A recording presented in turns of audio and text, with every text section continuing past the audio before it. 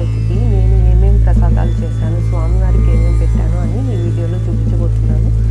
నేను 9 రకాల ప్రసాదాలు చేశానండి. అవి ఏమిటంటే ఉండ్రాళ్ళు, కుడుములు, పూర్ణాలు, గారెలు, బూరెలు, పాయసం, పులిహోర అండ్ వడపప్పు.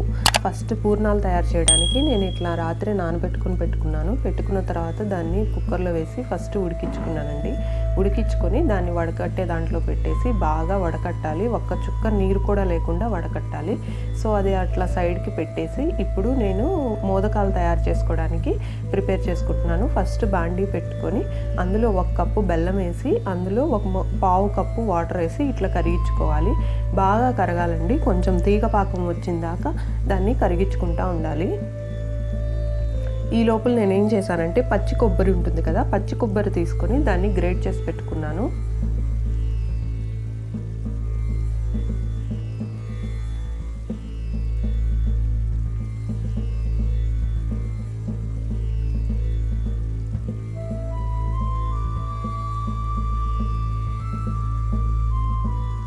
చూడండి, ఇలా తీగ పాకం వచ్చిందాకా చేసుకోవాలి.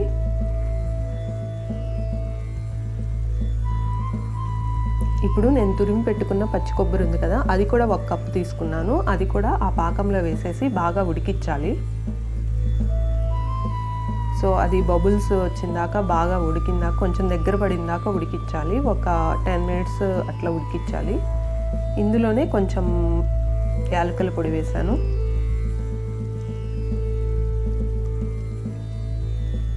ఇట్లా ఒక 10 మినిట్స్ ఉడికిన తర్వాత స్టవ్ ఆఫ్ చేసి పక్కన పెట్టుకోవాలి. దీన్ని బాగా ఆరనివ్వాలి. సో మనకి ఉండలు వచ్చేదాకా బాగా ఆరిందాకా పక్కన పెట్టుకోవాలి.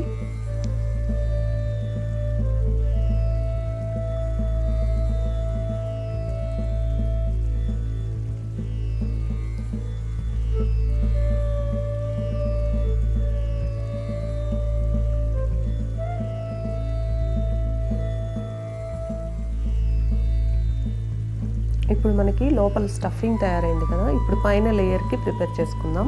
ఒక గిన్నె తీసుకొని అందులో 1 కప్పు వాటర్ తీసుకోవాలి. 1 కప్పు వాటర్కి 1.5 కప్పు బియ్యం పిండి వేయాలండి. కొంచెం వాటర్ మరిగిన తర్వాత అందులో కొంచెం చిటికెడు ఉప్పు వేయాలి. ఉప్పు వేసిన తర్వాత ఇప్పుడు 1.5 కప్పు బియ్యం పిండి వేస్తున్నాను నేను. వేసి బాగా కలపాలి, ఉండలు లేకుండా. వేడిగా ఉన్నప్పుడే కలుపుతా. ఇంకా స్టవ్ ఆపేస్తే సరిపోతుందండి. వేడి నీళ్ళల్లో వేసేసి అది బాగా కలపాలి బియ్యపిండి. ఇప్పుడు అదంతా దగ్గరికి వచ్చిన తర్వాత చేత్తోనే మనం ముద్దలాగా తయారు చేసుకోవాలి. చేత్తో చేస్తేనే బాగా వస్తుంది.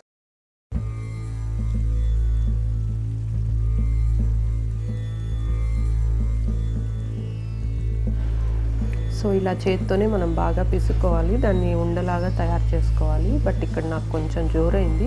మళ్ళీ తర్వాత నేను కొంచెం బియ్యపిండి వేసి కలిపాను. సో మనకి ముద్దలాగా తయారవ్వాలి అది.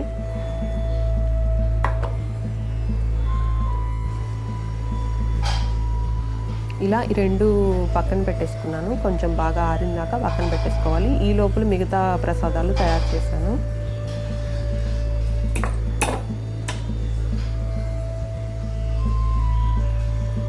ఇంకొక స్టవ్ మీద ప్యారలల్గా పాయసం కూడా ఉడికిపోయింది. సో అది చూపించలేదు. ఆల్రెడీ నా ప్రీవియస్ వీడియోలో చూపించాను కదా అని చెప్పి ఆ ప్రాసెస్ చూపించలేదు.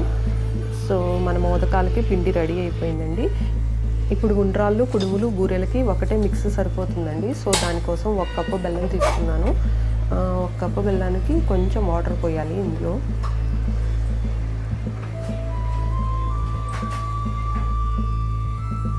దీనికి పాకం రావాల్సిన అవసరం లేదు. జస్ట్ ఆ బెల్లం కరిగితే సరిపోతుంది. సో బెల్లం కరిగిందాక కాస్త వేడి చేసుకోవాలి. వేడి చేసిన తర్వాత ఇప్పుడు బెల్లం అంతా కరిగిపోయి మనకి లిక్విడ్ లాగా తయారైన తర్వాత ఇప్పుడు ఇందులో బియ్యం పిండి వేసుకోవాలి.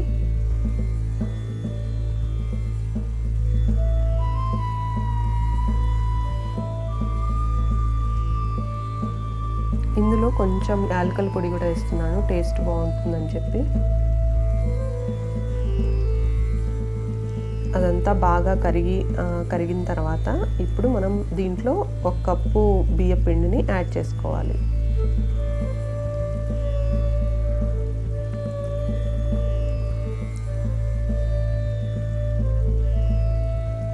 బియ్యం పిండిని యాడ్ చేసిన తర్వాత బాగా కలుపుకోవాలి. ఉండలు లేకుండా, అస్సలు ఉండలు రాకూడదు. సో సో ఉండలు లేకుండా బాగా కలుపుకోవాలి. ఒకవేళ మనకి కినక జోరుగా అయింది అనిపిస్తే ఇంకొంచెం బియ్యపిండిని యాడ్ చేసుకోవచ్చు. బాగా ముద్దయిందాక దాన్ని మిక్స్ చేసుకోవాలి. స్టవ్ ఆఫ్ చేస్తే సరిపోతుంది. ఇప్పుడు దీన్ని బాగా కలుపుకోవాలి. ముద్దయిందాక మనకి చపాతీ ముద్దలాగా తయారవ్వాలి. ఇప్పుడు ఈ మిక్స్ని పక్కన పెట్టేసుకుంటున్నాను. ఇప్పుడు నేను పూర్ణాల కోసం మళ్ళీ స్టఫింగ్ ప్రిపేర్ చేసుకుంటున్నాను. సో అదే కళాయిలో 1 కప్పు బెల్లం వేసుకున్నాను. ఇందులో జస్ట్ కొంచెం వేయాలి వాటరు. అస్సలు ఎక్కువ వాటర్ అస్సలు వేయకూడదు. జస్ట్ 1 చుక్క అయినా సరిపోతుంది కరగడానికి, బెల్లం కరగడానికి. సో బెల్లం మొత్తం బాగా కరిగించుకోవాలి మనకి లిక్విడ్ లాగా ఫామ్ అయిందాక. సో ఈ లోపల మనం ఫస్టే మనం డ్రై చేసుకొని పెట్టుకున్నాం కదా మనం శనగపప్పు. సో దాన్ని కూడా అస్సలు చుక్క వాటర్ కూడా లేకుండా బాగా ఆరబెట్టుకున్నాం కదా. సో దాన్ని కూడా ఇందులో వేసి కలుపుకోవాలి. కొంచెం యాలకుల పొడి కూడా వేయాలి. కొంతమంది కొబ్బరి పొడి కూడా వేస్తారు, బట్ నేను ఇక్కడ వేయలేదు. సో కొబ్బరి పొడి కూడా వేసుకుంటే ఇంకా టేస్ట్ బాగుంటుంది. ఇందులో ఇప్పుడు నేను ఆరబెట్టుకున్న శనగపప్పు, ఉడకబెట్టిన శనగపప్పు వేస్తున్నాను. వేసి బాగా మిక్స్ చేసుకోవాలి. ఇది ఎంత దాకా మిక్స్ చేయాలంటే, ఉడకబెట్టాలంటే బాగా మనకి ముద్ద అయ్యి మనకి ముద్దలు తయారు చేసుకోవడానికి స్టఫ్ ఎలా ప్రిపేర్ అవ్వాలో అలా అయిన దాకా దీన్ని ఉడకబెట్టుకోవాలి.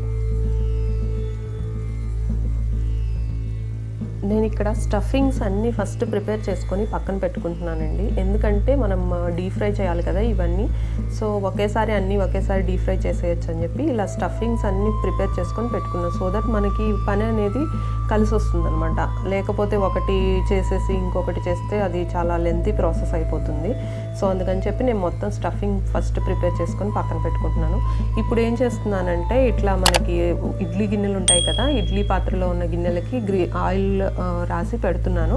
ఆయిల్ కానీ నెయ్యి కానీ రాసి పక్కన పెట్టుకోవచ్చు. ఎందుకంటే అవి మనం ఉండ్రాళ్ళు, మోదకాలు, మనం కుడుములు ఉడకబెట్టుకోవడానికి. సో దానికి ఇట్లా నూనె రాసి పక్కన పెట్టుకున్నాను.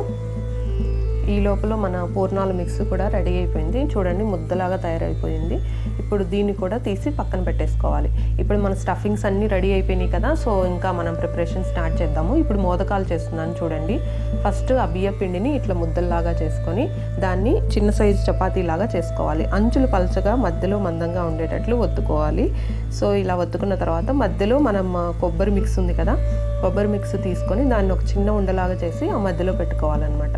పెట్టుకొని ఇట్లా దాన్ని మోదకం షేప్లో మనం చిన్నగా దాన్ని కవర్ చేసుకోవాలి. ఇక్కడ నాకు పిండి జోరైందని చెప్పాను కదా. సో మీరు ఇంకొంచెం గట్టిగా కలుపుకుంటే చాలా ఈజీగా వచ్చేస్తుంది. సో నాకు జోరు అవ్వబట్టి కొంచెం కష్టంగా అనిపించింది.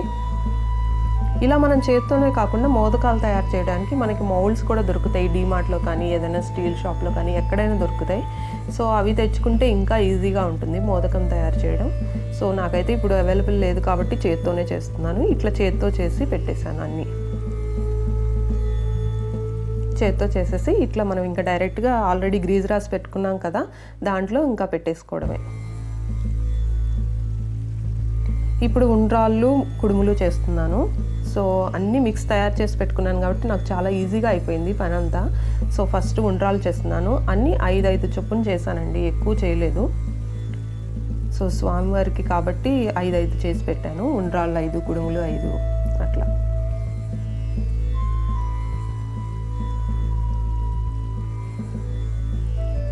ఉండ్రాళ్ళు అయిపోయినాయి. ఇప్పుడు కుడుములు తయారు చేస్తున్నాను.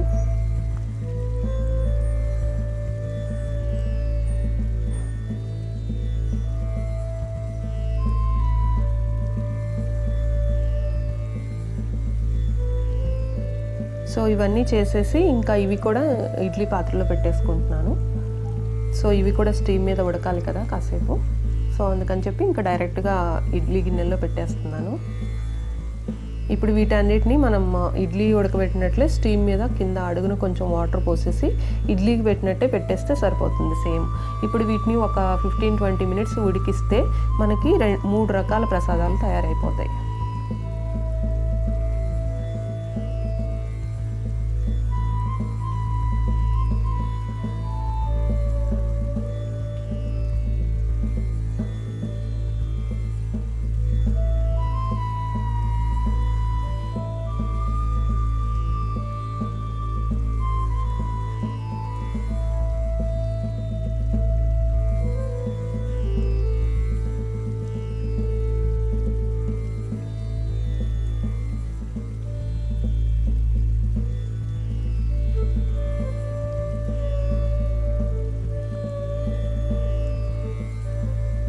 ఇప్పుడు వీటన్నిటిని ఇడ్లీ పాత్రలోకి ట్రాన్స్ఫర్ చేసేస్తున్నాను. సో 3 రకాల ప్రసాదాలు ఒకేసారి ఉడికిపోతున్నాయి. సో ఇప్పుడు నేను ఇంకా ఏం చేస్తానంటే డీప్ ఫ్రై కోసం ప్యాన్ పెట్టుకొని ఇంకా డీప్ ఫ్రైలో ఏమేమి చేయాలో అవన్నీ ఒకేసారి ఫ్రై చేసేసుకుంటాను. ఇప్పుడు పూర్ణాల కోసం ఉండలు తయారు చేస్తున్నాను. చూసారా, ఉడకబెట్టిన తర్వాత మనకు అసలు చేతికి అంటుకోవట్లేదు, చాలా చక్కగా వచ్చాయి పూర్ణాలు. ఇలా ముద్దలు చేసి పక్కన పెట్టుకోవాలి.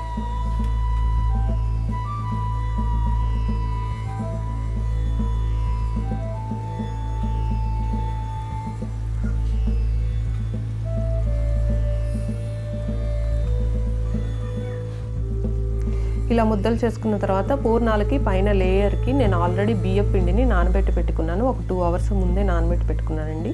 ఇది ఏంటంటే మామూలు మన మినప్పిండి. సో ఆ బియ్యం పిండిలో ఈ మినప్పిండి వేసి కలుపుకోవాలి, బాగా మిక్స్ చేసుకోవాలి. ఇది గారెల కోసం పిండి అండి. గారెల కోసం బాగా ఫస్ట్ బీట్ చేసి పెట్టుకున్నాను. మినప్పిండి మార్నింగే గ్రైండ్ చేసి పెట్టుకున్నాను. సో మినప్పిండిలో కొంచెం జీలకర్ర వేసాను, కొంచెం ఉప్పు వేసాను. ఇంక ఇందులో ఏమి వేయట్లేదు, మనం స్వామివారికి ఉల్లిపాయలు అవన్నీ వేయం కదా. సో అందుకని చెప్పి జస్ట్ జీలకర్ర ఉప్పు వేసాను, ఇంకేమీ వేయలేదు ఇందులో. సో ఈ మిక్స్ బాగా బీట్ చేసుకొని పెట్టుకోవాలి. ఎంత బాగా బీట్ చేస్తే అంత బాగా గారెలు వస్తాయి మనకి. సో అందుకని బాగా బీట్ చేసుకొని పక్కన పెట్టేసుకున్నాను. ఇప్పుడు మన పూర్ణాలకి పైన స్టఫింగ్లో కూడా ఆ మినప్పిండి వేసి బియ్యపిండిలో సో బాగా మిక్స్ చేసుకుంటున్నాను. ఇది కొంచెం జోరుగా ఉండాలి, మనకి దోశ పిండి ఎట్లా ఉంటుందో అంతకన్నా కొంచెం గట్టిగా ఉండాలి అంతే. సో మనకి పూర్ణాలు చాలా చక్కగా వచ్చేస్తాయి.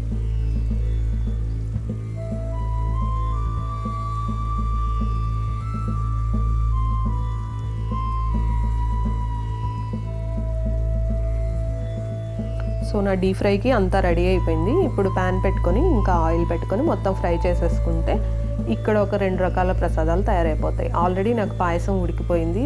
పులిహోరకు కూడా నేను రైస్ ఉడకబెట్టి పెట్టేశాను. ఇంకా పులిహోర కలిపేస్తే ప్రసాదాలన్నీ రెడీ అయిపోతాయి. ఇప్పుడు గారెలు వేస్తున్నాను.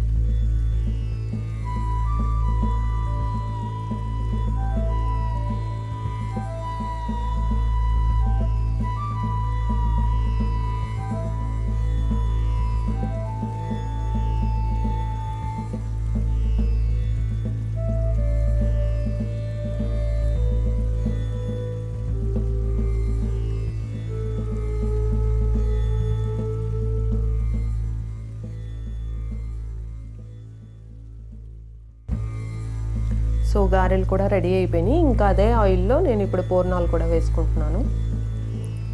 పూర్ణాలు 3 బూరెలు కూడా తయారు చేస్తాను. సో ఫస్ట్ బూరెలు వేయిస్తున్నాను. బూరెలు వేసిన తర్వాత పూర్ణాలు కూడా వేయించుకుంటాను. సో 3 రకాల ప్రసాదాలు ఇక్కడ రెడీ అయిపోయినాయి. ఆల్రెడీ 3 రకాల ప్రసాదాలు నాకు స్టవ్ మీద ఉడుకుతున్నాయి, స్టీమ్ అవుతున్నాయి. సో మొత్తం 6, పాయసం రెడీ అయిపోయింది 7, అండ్ పులిహోర అండ్ వడపప్పు పానకం రెడీగా ఉంది.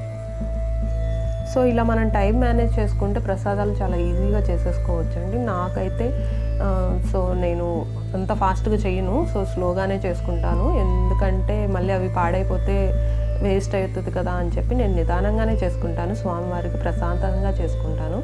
సో అందుకే నాకైతే 3 అవర్స్ పట్టిందండి. సో ఇంకా ఫాస్ట్గా చేసుకునే వాళ్ళకైతే 2 అవర్స్ 1.5 అవర్లోనే ప్రసాదాలన్నీ రెడీ అయిపోతాయి. సో ఇలా నా ప్రసాదాలన్నీ రెడీ చేసుకున్నాను. ఇది అండి నా వినాయక చవితి ప్రసాదాల తయారీ. సో మీకు కనుక నచ్చినట్లయితే లైక్ చేయండి. ఇప్పటి వరకు నా ఛానల్ సబ్స్క్రైబ్ చేసుకోతే ప్లీజ్ సబ్స్క్రైబ్ చేసుకోండి. మళ్ళీ మంచి వీడియోతో మళ్ళీ కలుస్తాను. Bye bye.